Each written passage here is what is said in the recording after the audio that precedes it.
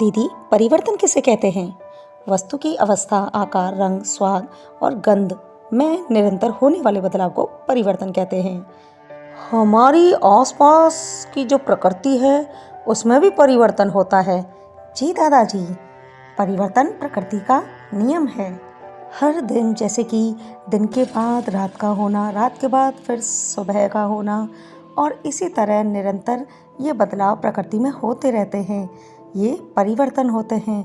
फलों का पकना, फिर फलों का सड़ना, दूध से दही बनना और कपड़ों का सूखना, ये सब परिवर्तन ही होते हैं। दादाजी, आप हमें परिवर्तन के विषय में कुछ और भी बताइए।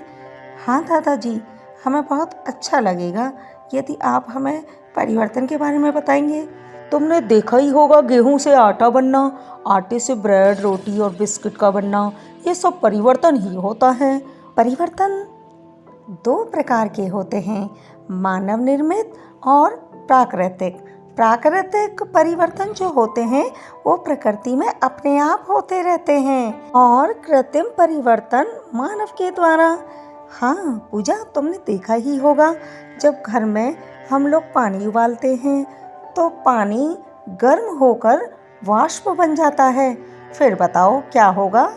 जब हम इसका ढक्कन हटाएंगे तो वही वाष्प ठंडी होकर पानी में परिवर्तित हो जाती है।